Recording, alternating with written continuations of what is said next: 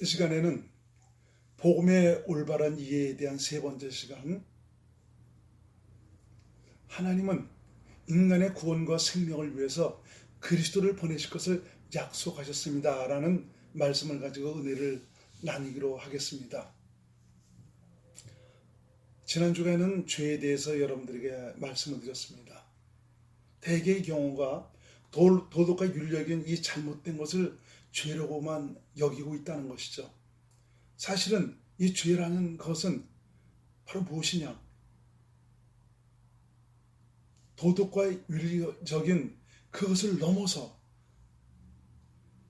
바로 인간이 살아가는 생명 자체가 마귀에 속한 타락하고 부패한 생명이기 때문에 이 죄의 본질이 무엇인가를 내가 깨닫지 못한다면 그리스도와 하나 돼서 그리스도를 생명으로 하나님의 약속을 이룰 수 있는 이런 믿음의 삶을 살아갈 수가 없다는 것입니다.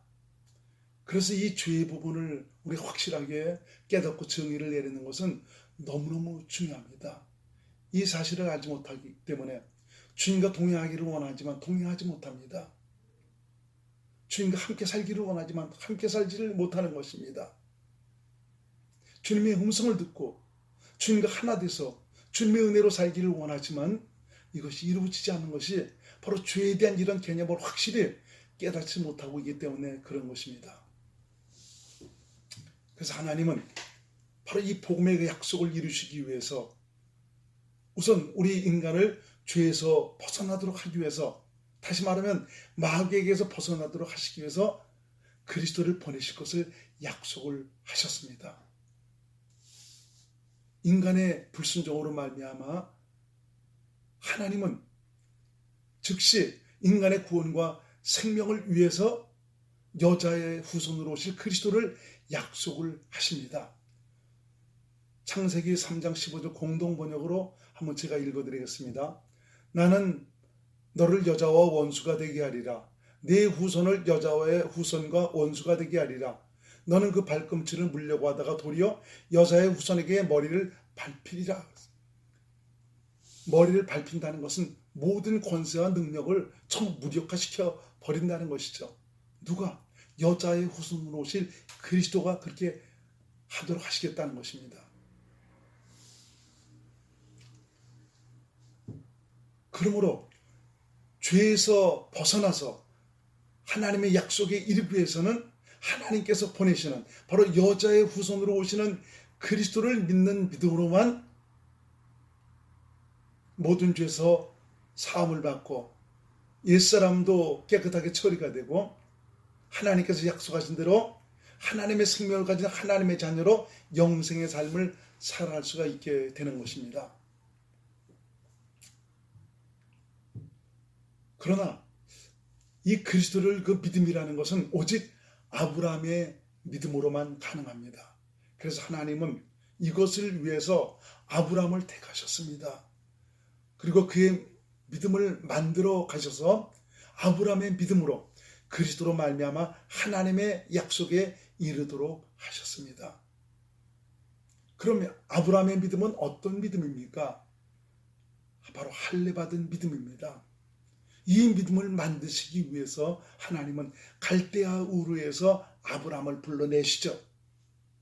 그리고 그의 생애 속에서 하나님은 말씀하시면은 하신 말씀을 틀림없이 이루시는 여호와 하나님이라는 이런 사실을 깨닫게 합니다. 갖가지 능력과 표적과 이적을 통해서 아브라함으로 말미암아 하나님을 알아가도록 하는 그런 과정이 있습니다. 그러나 아브라함은 하나님은 말씀하시면은 하신 말씀을 틀림없이 이루시는 하나님이라는 이런 사실인 줄을 알았지만 그의 믿음은 한계에 다다르게 됩니다. 아브라함의 아내 사라를 통해서 하나님은 아들을 주시겠다고 약속을 하시죠. 그런데 이렇게 주님께서 아브라함에게 약속을 했음에도 불구하고 아브라함은 이 사실에 대한 확신과 믿음을 갖지 못하고 사라의 여종인 하갈을 통해서 하나님의 말씀을 이룹니다.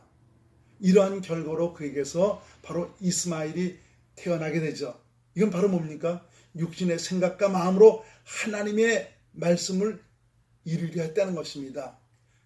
그렇게 하나님의 말씀을 이룬 결과로 이스마엘이 태어났다라고 성경은 말씀하고 있습니다.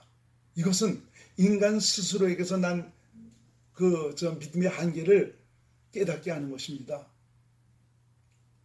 아무리 하나님의 역사를 경험하고 축복을 베푸신 하나님의 놀라운 증거를 체험을 했어도 하나님에게서 난 그 믿음이 아닌 인간 스스로에게 난 그 믿음으로는 하나님의 약속에 이룰 수 없다는 이 사실을 깨닫게 하고 있습니다.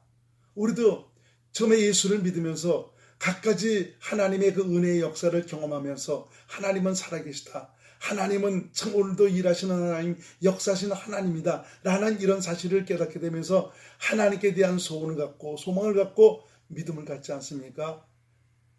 그래서 이 믿음을 가지고 열심히 하나님만을 위해서 살려고 하는데,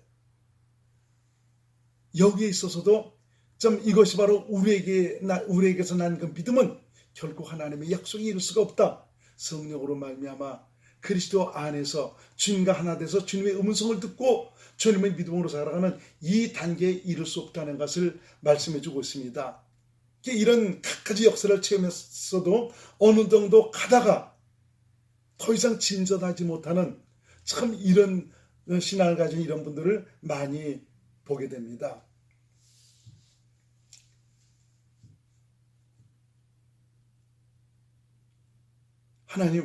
아브라함은 이렇게 하나님의 놀라운 역사를 경험하고 하나님의 축복을 경험을 했습니다.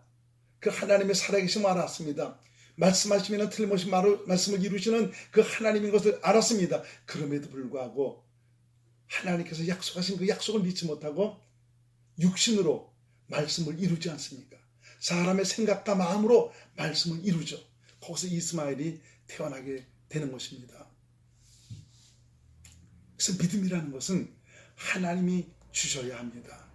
하나님이 주신 믿음으로만 그리스도를 믿음으로 살 수가 있습니다. 하나님은 이렇게 믿지 못하는 아브라함의 마음에 할례를 베푸시고 주신 그 마음으로 하나님의 약속에 이르도록 하십니다. 사람의 생각과 마음으로, 바로 육신의 생각과 마음으로 말씀을 이룬 아브라함, 하나님은 13년 동안 그에게 침묵하십니다. 말이 13년이지 13년 동안 하나님의 어떤 증거도 없고 응답도 없고 역사도 경험하지 못하는 참 이런 세월, 얼마나 끔찍합니까? 13년 동안 침묵하시던 하나님께서 다시 아브라함에게 나타나십니다. 그리고 아브라함에게 말씀하시기를 너는 내 앞에서 완전하라 라고 말씀하시죠. 그리고 내 아내 사라에게 내가 이삭을 줄 것이다 라고 말씀을 하십니다.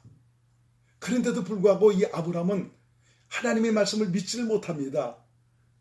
그리고 도리어 이스마엘이 자기의 후계가 될 것을 원하면서 하나님, 이스마엘이나 좀 내 앞에서 살게 하옵소서라고 말하는 것을 볼 수 있습니다. 하나님은 이렇게 믿지 못하는 아브라함의 마음에 할례를 베푸셔서 하나님의 말씀을 믿게 하셨고요. 그 믿은 증표로 아브라함은 할례를 받습니다. 좀 길지만 제가 읽어드리겠습니다. 창세기 17장 17절에서 23절 표준 세번역으로 제가 한번 읽어드리겠습니다. 아브라함은 얼굴을 땅에 대고 엎드려 웃으면서 혼잣말을 하였다. 나이 100살 된 남자가 아들을 낳는다고? 또 90살이나 되는 사라가 아이를 낳을 수 있을까? 아브라함은 하나님께 아뢰었다. 이스마엘이나 하나님께서 주신 복을 받으면서 살기를 바랍니다. 하나님이 말씀하셨다. 아니다. 너희 아내 사라가 너에게 아들을 낳아줄 것이다. 아이를 낳거든 이름을 이삭이라고 하여라. 내가 그와 언약을 세울 것이니 그 언약은 그에 뒤에 오는 자손에게도 영원한 언약이 될 것이다. 내가 너의 말을 들었으니 내가 반드시 이스마엘에게 복을 주어서 그가 자식을 많이 낳게 하고 그 자손이 크게 불어나게 할 것이다. 그에게서 12명의 영도자가 나오게 하고 그가 큰 나라를 이루게 하겠다. 그러나 나는 내년 이맘때에 사라가 너에게 낳아줄 아들 이삭과 언약을 세우겠다. 하나님은 아브라함에게 말씀을 다 하시고 그를 떠나서 올라가셨다. 바로 그날에 아브라함은 자기 아들 이스마엘과 집에서 태어난 모든 종과 돈을 주고 사온 모든 종, 곧 자기 집안의 모든 남자와 함께 하나님이 말씀하신 대로 표피를 베어서 할례를 받았다. 믿지 못했죠.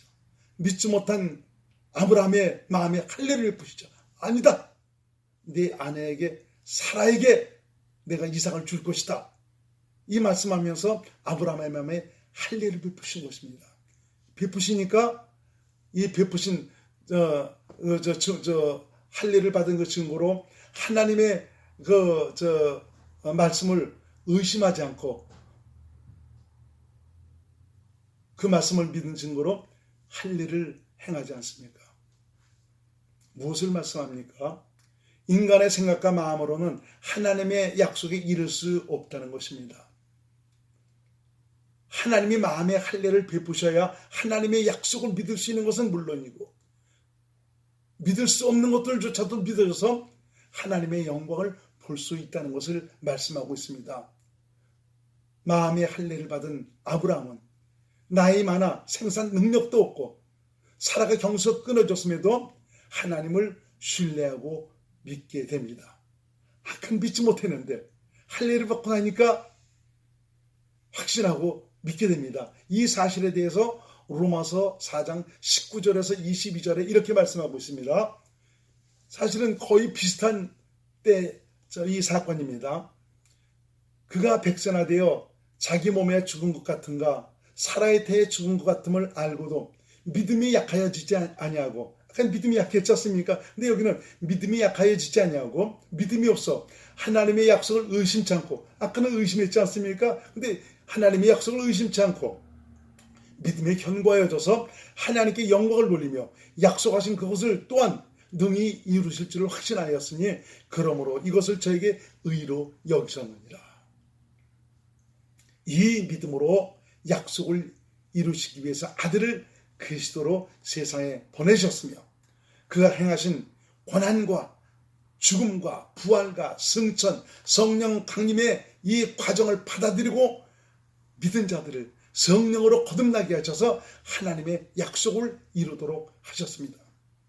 말도 안 되는 것을 받아들이고 믿은 자들로 성령의 약속을 받게 하셔서 약속에 이르도록 하신 것입니다.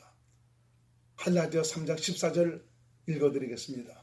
이는 그리스도 예수 안에서 아브라함의 복이 이방에게 미치게 하고 또 우리로 하여금 믿음으로 말미암아 성령의 약속을 받게 하려 함이니라.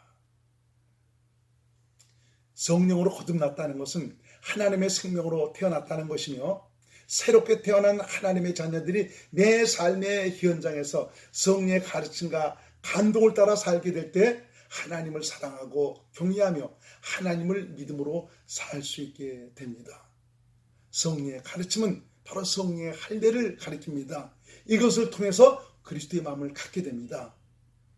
이 사실에 대해서 신명기 30장 6절에는 이렇게 말씀하고 있습니다. 네 하나님 여호와께서 네 마음과 네 자손의 마음에 할례를 베푸사 너로 마음을 다하며 성품을 다하여 네 하나님 여호와를 사랑하게 하사 너로 생명을 얻게 하실 것이며 하나님께서 네 자손과 네 마음에 할례를 베푸셔서 이건 바로 마음을 바꾸신다, 생명을 바꾸신다는 것이죠. 이걸 통해서 내 하나님 여호와를 사랑하게 하고 생명을 얻도록 하시겠다는 것입니다. 그리스도를 믿는 믿음으로 살도록 하시기 위해서 하나님은 모세에게 율법을 주셔서 우리 육체의 한계를 보도록 하신 것입니다. 너 가지고는 안 된다. 너라는 존재가 어떤 존재인지 아니. 율법은 하나님의 거룩하고 의롭고 선한 계명을 가리키고 있습니다. 로마서 7장 12절에 보니까 이러보건대 율법도 거룩하며 계명도 거룩하며 의로우며 선하도다. 율법을 지켜 행하는 자는 생명을 얻고 건강을 얻고 장수하고 복을 받습니다. 그리고 율법을 지켜 행하는 자가 하나님을 사랑하고 경외하는 자이고요. 하나님의 뜻대로 사는 사람입니다. 율법은 하나님의 거룩하고 이렇고 선한 계명을 가리킵니다. 하나님이 모세에게 율법을 주신 이유가 바로 무엇입니까? 너희 인간으로서는 하나님의 거룩하고 의롭고 선한 계명을 지켜 행할 수 없음을 알라고 해서 주신 것입니다. 왜 그렇습니까? 죄인이기 때문에 그렇습니다. 결국 율법은 인간이 죄임을 깨닫게 하는 그 역할을 하는 것입니다. 죄인, 바로 마귀에게 속해 사는 참 이런 죄인이라는 것이죠. 죄인은 절대로 거룩한 하나님의 계명을 지켜 행할 수 없다는 것입니다. 로마서 3장 20절 현대인 성경을 한번 읽어드리겠습니다. 그래서 율법을 지키는 것으로는 하나님 앞에 아무도 의롭다는 인정을 받을 수가 없습니다. 율법은 다만 우리가 죄인이라는 사실을 깨닫게 하는 것뿐입니다. 수많은 날 율법을 지켜 하나님 앞에 의로운 사람이 되고자 몸부림을 쳤지만 율법을 지켜서 의로워진 사람은 한 사람도 없다고 성경은 말씀하고 있습니다. 왜 그렇습니까? 그것은 인간이 살아가는 생명 자체가 타락하고 변질된 마귀의 부패한 생명이기 때문에 그렇습니다. 이 부패한 생명은 죽이는 길밖에 없습니다. 새 생명으로 교체가 되어야 됩니다. 그래서 예수님이 죽으신 것입니다. 그래서 예수님이 내 옛사람 나와 함께 십자가에서 죽지 않으면 안 되었던 것입니다. 로마서 3장 10절로 12절 현대인 성경으로 제가 한번 읽어드리겠습니다. 그것은 이렇게 기록된 성경 말씀과 같습니다. 의로운 사람은 없으니 하나도 없으며 깨닫는 사람도 없고 하나님을 찾는 사람도 없다. 모두 진리 안에서 떠나 쓸모없게 되었고 선을 행하는 사람이 없으니 하나도 없다라고 말씀합니다. 그래서 율법은 인간이 어떤 존재인지 인간의 한계를 보게 하며 그리스도의 절대적인 필요성을 갖도록 하는 것입니다. 마귀에 속한 인간은 하나님의 거룩한 계명을 지켜 행할 수가 없습니다.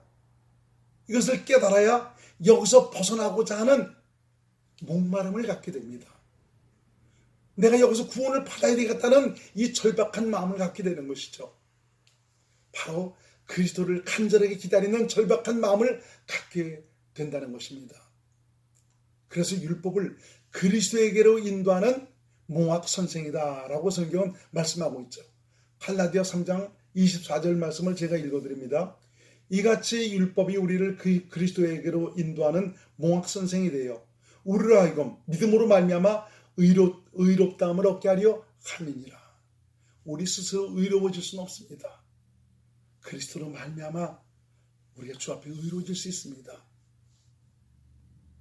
하나님이 약속하신 그리스도가 어떤 분입니까? 마귀의 머리를 밟고 인간을 그의 손에서 구원하여 생명에 이르도록 하신 분이 아닙니까? 인간으로서는 안 되지만 하나님께서 약속하신 이 그리스도로는 될 수 있기 때문에 율법을 통해서 이 인간의 한계를 깨달은 인간은 더욱 그리스도에 대한 열망과 기다림을 갖게 되는 것입니다. 이렇게 율법이 하는 역할은 바로 뭐냐? 인간이 어떤 존재인지를 보게 하는 것이고요. 이것을 통해서 그리스도를 기다리게 하며 그리스도를 믿음으로 살 수 있도록 하는 것입니다. 때가 되면 하나님은 아들을 그리스도로 세상에 보내셨습니다. 하나님의 아들이신 예수 그리스도는 말씀이 육신에 오신 분이고요. 동정녀 마리아의 태를 빌어서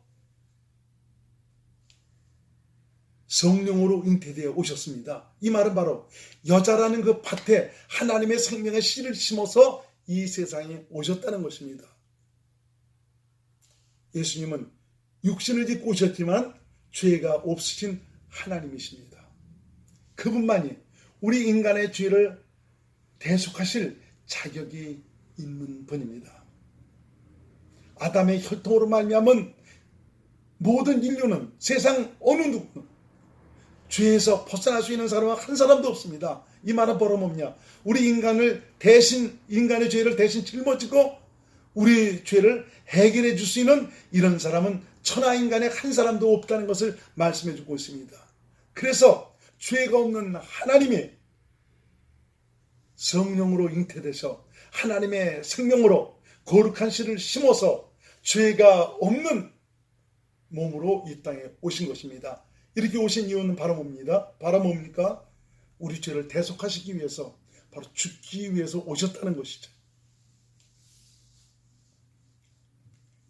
예수님이 육신을 입고 오신 것은 인간의 죄를 짊어질 수 있는 자격을 갖추기 위함이며, 죄의 삭은 사망으로 인간의 죄를 짊어지신 예수님은 그 죄값으로 십자가에서 죽으셔야 했습니다.